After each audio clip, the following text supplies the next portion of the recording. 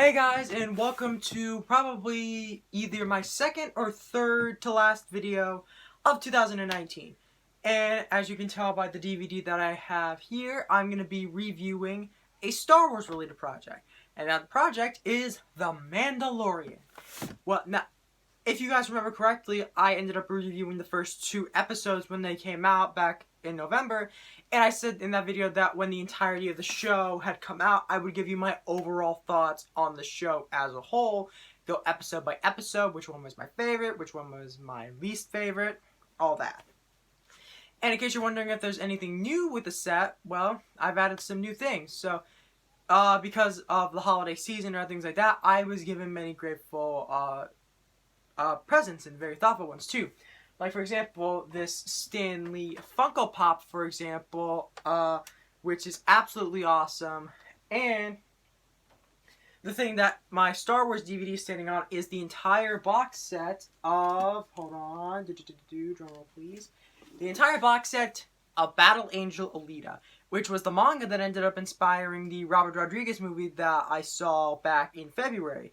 And it was also the final Fox film to be released when Fox was not purchased by Disney. But anyways, back to The Mandalorian. Now, as I mentioned before in the episode, the show was developed by my original episode with the first two. The show, The Mandalorian, was developed by Jon Favreau. Now, according to an interview that I saw, he actually developed this back sometime around 2012, 2013. So, right around the time period when Disney ended up first purchasing Lucasfilm and ended up acquiring Disney. No, when Disney ended up acquiring Star Wars, and Jon Favreau ended up pitching them to the idea of a show. The plot of The Mandalorian is a bit more specific. So, here's what it's about. The show is set 5 years after the events of Return of the Jedi. The galaxy is in a bit of disarray after the Empire has fallen, and we focus on the more underbelly and the more seedy and shady vibes of the galaxy.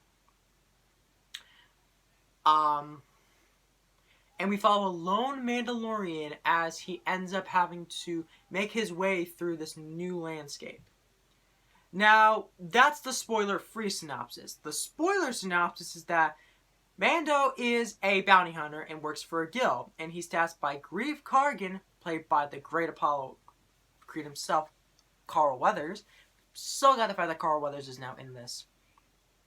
Anyways, he's tasked by him to meet a certain client, played by Werner Herzog, and tells him that he wants him to be able to hunt down a specific target. And we later find out that that target is a baby of the same species as Yoda. However, Mando ends up having to feel indebted to the baby because he saved him from a mudhorn while he was trying to get his parts back from some Jawas. But anyways, when he fought it, the baby ended up exhibiting something that he never saw before. He saw the baby use a special ability with his mind to stop the monster. And because he saved his life, Mando feels indebted to him. So he's like, I obviously can't give away the bounty. So after he trades the bounty in and gets his Beskar steel to complete his armor, he then immediately goes back and immediately takes out the stormtroopers surrounding and is able to get the kid back. And the rest of the series is essentially just Mando on the run from the guild and trying to be able to figure out a way how to keep the creature that the internet has dubbed Baby Yoda safe. Now, I want to mention real quick the fact that most of the episodes in this show were written by Jon Favreau, and he helped to create the show as well, and he's also an executive producer. The only episodes, if I remember correctly, he did not write were episodes 5 and episode 6. Episode 5 was directed and written by Dave Filoni, and episode 6 was written by Christopher Yost and Rick Famuyiwa. I apologize for butchering that name, but yeah. Speaking of which, I should probably get into the directors who ended up tackling the project, starting with Dave Filoni. Now, Dave Filoni may sound a little bit familiar to a lot of you Star Wars fans out there, as he ended up developing several animated shows for Star Wars, like The Clone Wars and Star Wars Rebels. And now, a lot of people are very interested to see how exactly he'd be tackling a live-action Star Wars project. We also have Rick Famuyiwa, who ended up directing a movie called Dope, which stars Shameik Moore, who would later go on to play Miles Morales in Into the Spider-Verse, and Kiersey Clemons as well. Deborah Chow also directed a few episodes, and Man, the episodes that Deborah Chow directed were probably two of the best episodes of the series. Easily my top 3. And if that's what she's done with The Mandalorian, then I'm really intrigued to see what she's going to be doing for that upcoming Obi-Wan series. And we also have some special guest directors that will be directed episode 4 and 8 respectively.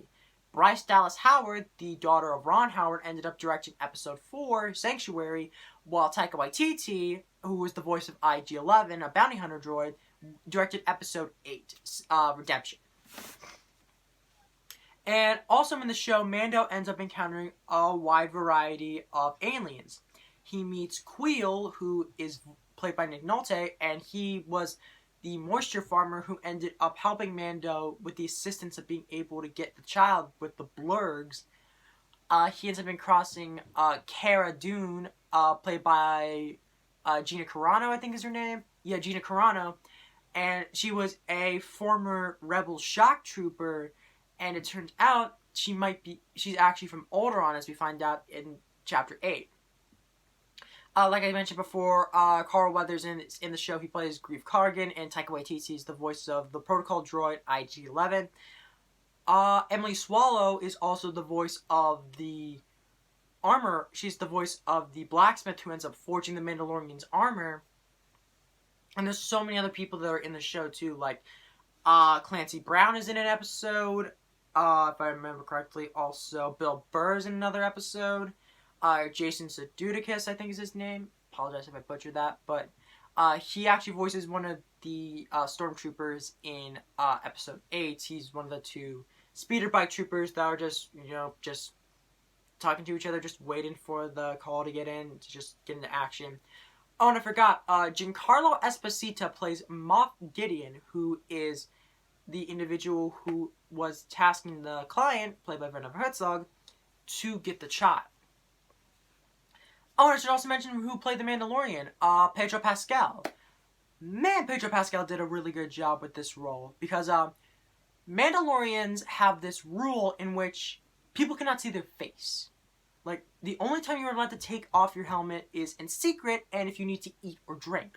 Other than that, you cannot show your face in front of another living being. And yeah, for pretty much all of the series, like 99% of the series, Mando has his face completely covered from head to toe, in not only the helmet, but also his armor and cape. So, yeah, that's really definitely very hard to do, because your main character is, you don't see his face. But the way that it was directed, edited, and of course acted, the way they're able to portray it is really well done. Now let's move on to the individual episodes themselves. Chapter 1 is just called Chapter 1. I think it's a really good start to the series. Chapter 2, I actually think is actually pretty decent. The Sin. It was directed by Rick Famuyiwa. Oh, and Chapter 1 was also directed by Dave Filoni, I should mention. Yeah, it's really cool. You see, most of the series is Mando just on the run, and there's also a lot of downtime. There can be some filler, but I really think the fact that filler can be necessary, because if he was just constantly on the run 24/7, then yeah, it would kind of be a bit of a drag. But because he's able to have these moments to breathe and catch his breath, and being able to interact with other people that he'll come into contact with later, this is important to the plot. And I actually really do kind of enjoy these sort of filler episodes of Mandalorian. That is, except for one which I thought was a bit, was probably the weakest episode, but we'll get to that when we get to that. Chapter 3, The Sin, was really well executed, as it's pretty much the setup for, yeah, this is essentially just John Wick in space. Then Chapter 4, which was directed by Bryce Dallas Howard, I actually think is a really good episode, and a really good directorial debut for her too, as she really gets to show off her directing chops in this episode, and it's also really the introduction of Cara Dune, and she's also a really great character in this. And also Baby Yoda's like a peak cuteness in this episode too, so yeah. Then we move on to Chapter 5, The Gunslinger. I also want to mention real quick the fact that this show does not rely too much on fan servicey moments and other things like that until we get to Episode 5. Like I mentioned earlier, Dave Filoni also wrote this episode, and you can also kind of tell the fact that it feels a bit different from the other episodes. I think that this is probably the weakest out of all the episodes. Not saying it's bad by any means necessary. It's probably the weakest set of all of them. It has its moments, but for the most part, it's just a bit meh. The episode follows Mando as he ends up making a pit stop at Tatooine and ends up encountering this guy in a bar, Mos Eisley Cantina, and he's like, hey, I need some help getting into the guild. I need to hunt down a target, an assassin played by Ming-Na Wen, Agent May from Agents of S.H.I.E.L.D. And yeah, I was just not really into the character of, the Gunslinger. I didn't think that he was really all that well. And also very much felt like that they were very much doing a lot of other fan servicey moments here because, like I said before, they stop on Tatooine. They show you, like, the stormtroopers, helmets, all that. You also see, of course, what happened to Mos Eisley Cantina. But yeah, I definitely think the fact that it's probably the weakest episode. Episode 6, directed by Rick Famuyiwa, is definitely a good return to form as you follow Mando as he's recruited by an old friend to be part of a crew to break out a prisoner. And in this, he's joined by characters played by Bill Burr, Clancy Brown, and several other individuals. I'm forgetting who else, but I think Zero the droid was voiced by the same guy who played Moss from the IT Crowd. But yeah, definitely a good return to form and definitely felt like a really cool little mini heist film, essentially. Then Chapter 7, The Reckoning, ends up happening, and ooh boy, things are going to get real interesting. So, Mando realizes that, yeah, he has to be able to figure out what to do because he can't constantly be on the run all the time. So he's like, okay, I'll try and see if I can be able to... Grief Kargan ends up coming into contact with him. He's like, okay, look, if you bring back the child, then maybe I'll consider, trying to see if you could be able to remove the bounty that's currently on your head and other things like that. And so Mando ends up having to go get the help of other people that he's met along the way. He gets the help of Cara Dune. He ends up getting the help of Queel.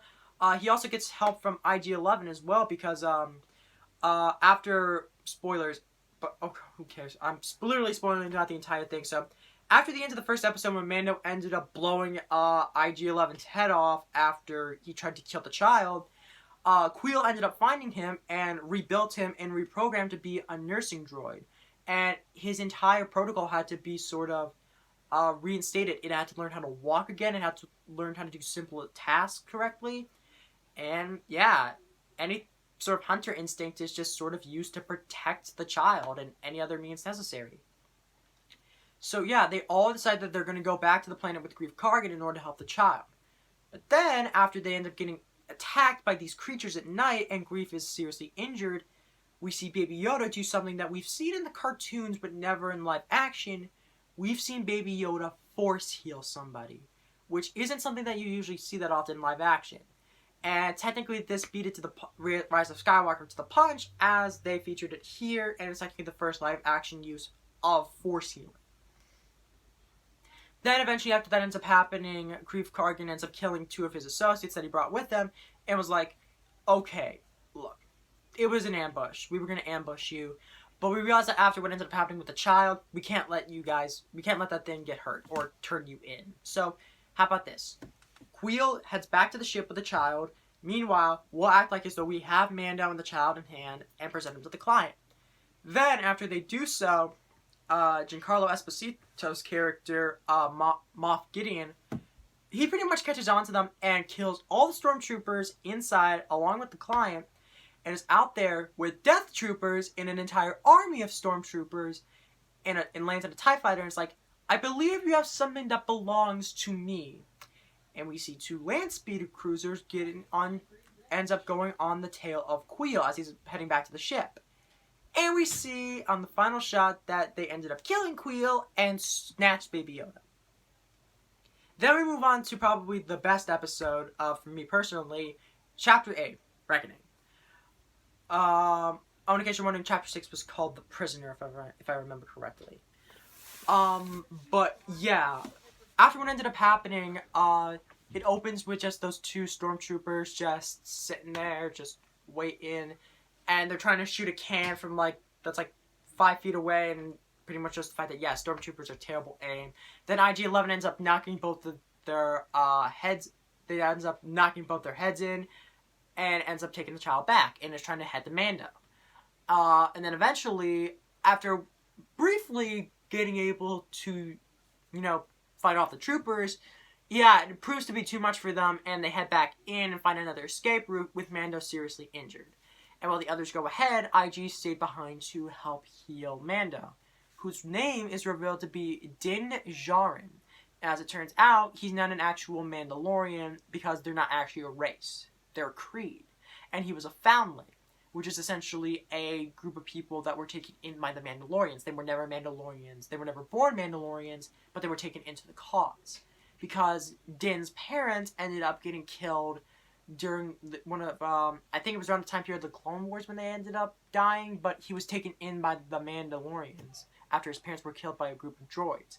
Hence why he has a strong distaste for droids. And IG-11's like, I have to heal you. I have to have you remove your helmet. And Mando's like, no, I can't show my face to a living being. And IG's like, well, I am not a living being. I am a droid. And we see him finally take off his helmet, and we finally see his face. And he looks exactly like Pedro Pascal. I mean, we already knew this because we know what Pedro Pascal looks like, but it's such a big moment that, you know what, we actually don't mind. Then after he ends up getting healed, the armorer ends up explaining to Mando what exactly happened. You see, after Mando went rogue and ended up fighting the bounty hunters in the city, the Mandalorians who were in hiding came out to help Mando. And the armorer is like, either most of them died or vacated off world. So we're pretty much on our own. And eventually they're able to get out of there and find a ship that could take them outside. However, they're going to get ambushed by stormtroopers. And IG-11, being the good droid he is, ends up nobly sacrificing himself in order to save the others. They established early on in Chapter 1 the fact that he can't be captured, so he has a self-destruct feature. And we see that finally pay off by him killing the stormtroopers that were about to ambush them. And we even see Baby Yoda do the Force because they brought an incinerator trooper with them with a flamethrower, and then Baby Yoda ended up using the Force to sort of propel the flame back and have it explode back on the trooper. And one of the funniest moments of the episode was when Grief was like, no, let's get the baby to do the magic hand thing. Come on, baby, do the magic hand thing. And he's doing this, and then Baby Yoda's like, no idea, and he's just like, it's just great. I love it. And then Mando eventually uses the newly acquired jetpack that he was given from the armorer, attaches himself to the Moff Gideon's TIE fighter like Spider-Man, attaches an explosive to it, and then lets go and lets it blows up. And then eventually Mando now realizes what his new purpose is. You see, he was given his insignia on his shoulder, which was that of a mudhorn, and that him and Baby Yoda are essentially a party of two. And until the child is of age, or until Mando was able to find the planet where it comes from, he's essentially in Din's care. Like, he has to look over him as if he were his actual father. And Cara and Grief decide to stay behind on the planet and are like, you know, Mando, whenever you want to come back to the guild, you'll be welcome with open arms. And then we leave off with might potentially be the setup for Season 2 of The Mandalorian, with Mando on the search to find the homeworld of Baby Yoda. But that's not the final shot of the episode and the season. We see that there are some Jawas trying to be able to trying to get the parts of the TIE fighter for scraps. But then we see Moff Gideon has a Darksaber, which, if I remember correctly, a Darksaber was used by a Mandalorian who is also a Jedi. Somehow he has that. No idea how, but he does. And once again, because Dave Filoni is also involved with this, there are a lot of references to stuff that happened in the animated shows, like the Clone Wars and other things like that. So yeah, and we leave off on the final shot of the episode, which is a really well done shot, in which we see just Moff Gideon on top of his destroyed TIE fighter with a thing of smoke behind him, holding the Death Saber, meaning that Mando now officially has a new enemy. And that's where the season ends. And we're not going to be able to figure out what's going to happen next in Season 2 until fall of 2020, so we have to wait until that long. Which, thankfully, a year is a year, so it'll pass by in no time. But, yeah, this show was absolutely amazing. If I'm being completely honest with you, this probably might be my favorite thing that Disney has done with the Star Wars IP. Because even though I've stated before in previous videos that I do enjoy the Star Wars films that Disney has produced, I think the fact that in terms of being able to capture the original trilogy spirit while also being able to remain its own thing without having to be related to the Skywalker saga, I think it actually does a really good job with the role. Aside from a few moments here and there, and like I said before, I thought the Gunslinger was probably the weakest episode out of all of them. But for the most part, I thought overall this show was really good. Highly recommend Mandalorian. I think it's probably one of the best shows of 2019. Definitely worth Disney Plus, mind you. So, you know it's saying something when this one show makes an entire streaming service worth it.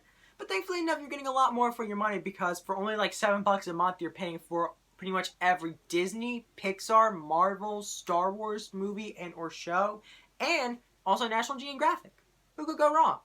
So, yeah, overall, I'm going to give The Mandalorian a 9 out of 10. I think it is an incredible show. Highly recommended. Jon Favreau, give yourself a pat on the back. You did an amazing job with this show.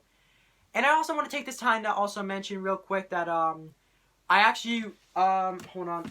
At the time of me currently filming this video, I actually went to go see, Rise of Skywalker for the second time. And on second viewing, I still enjoy the movie, but I kind of realized the fact that the film has way more faults than I thought. So I'm gonna take that 9 that I ended up giving it, and I'm gonna bump it down to maybe an 8 or an 8.5. That probably suits it a little bit more. So, and that's still technically not my favorite film of the Disney era Star Wars films. I thought about long and hard for it, and I still think the fact that my favorite one still might be Last Jedi. Don't know for sure, but I really do enjoy it. So if I really had to rank the Disney era Star Wars films, I think it would be Last Jedi, Force Awakens, Rise of Skywalker, and then Rogue One, and then Solo. So that's my ranking for you.